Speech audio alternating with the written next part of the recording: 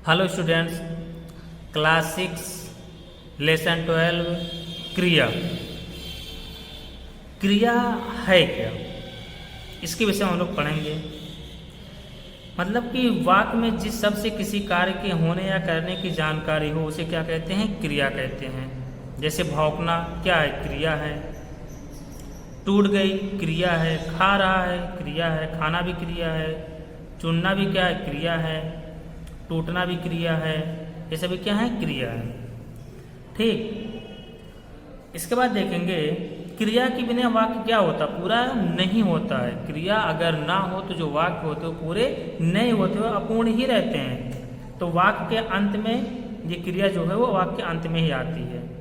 ये अपने कर्ता या कर्म के अनुसार प्रयुक्त होते हैं। जैसे गीता खाना खाती है, रमेश पढ़ता है, रीता ने पत्र लिखा, अमर ने चिट्ठी लिखी। इसमें खाती, पढ़ना, लिखा, लिखी, ये सभी क्या है, क्रिया हैं।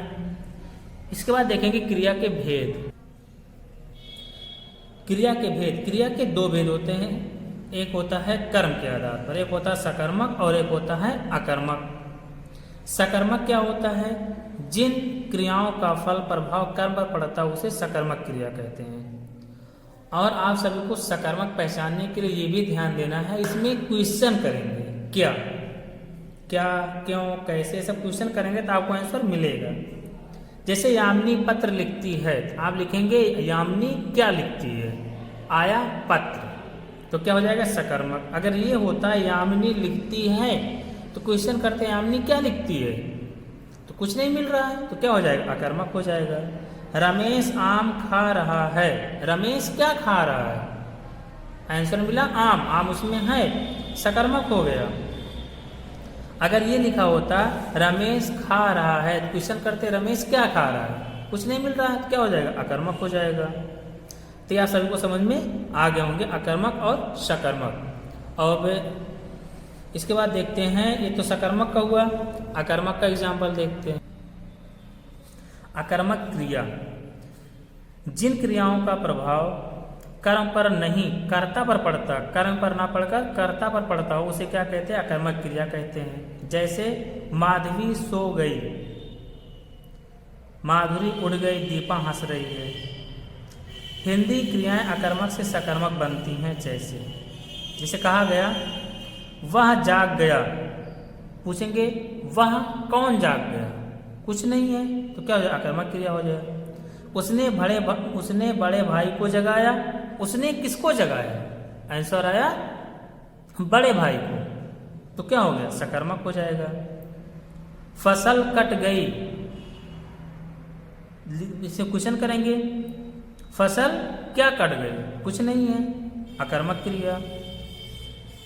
उसने फसल काटी, क्वेश्चन करेंगे उसने क्या काटी, आंसर आया फसल, तो सकर्मक। दरवाजा खुल गया, क्वेश्चन करेंगे दरवाजा क्या खुल गया, कुछ नहीं है, अकर्मक। मैंने दरवाजा खोला, क्वेश्चन करेंगे मैंने क्या खोला, आंसर आया दरवाजा, तो क्या हो जाएगा, सकर्मक।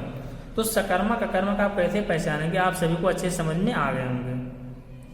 इसके बाद देखेंगे रचना या प्रयोग के आधार पर, एक होता है सामान्य क्रिया, एक होता है संयुक्त क्रिया और प्रेरणार्थक क्रिया, और नामधातु क्रिया, पूर्णकालिक क्रिया। इतनी क्रिया हैं रचना प्रयोग के आधार पर 1 2 3 5 प्रकार के होंगे। सामान्य क्रिया, संयुक्त क्रिया, प्रेरणार्थक क्रिया, नामधातु क्रियाएं और पूर्णकालिक क्रिया। तो पहले देखेंगे सामान्य क्रिया, जहां वाक्य में केवल एक क्रिया का प्रयोग हो उसे क्या कहते हैं, सामान्य। जैसे वह आया, वह पढ़ा, वह लिखा, वह सोया, वह खेला, सब क्या सामान्य क्रिया।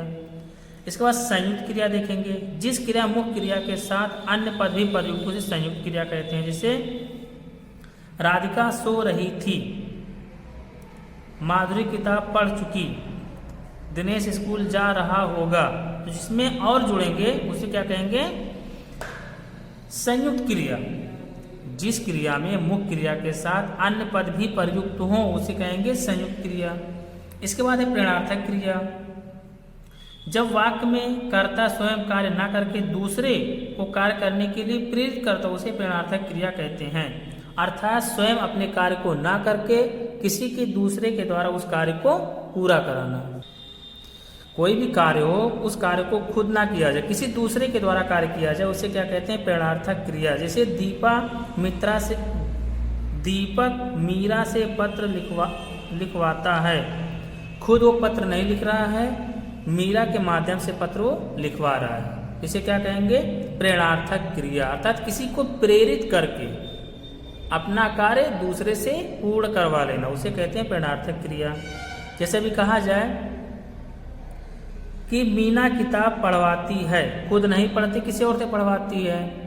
या अध्यापक छात्रों से पुस्तक पढ़वाते हैं, अध्यापक खुद नहीं पढ़ रहे हैं, छात्रों से या बच्चों से किताब को या पुस्तक को पढ़वा रहे हैं, तो उसे क्या कहते हैं? प्रेरणार्थक क्रिया कहते हैं।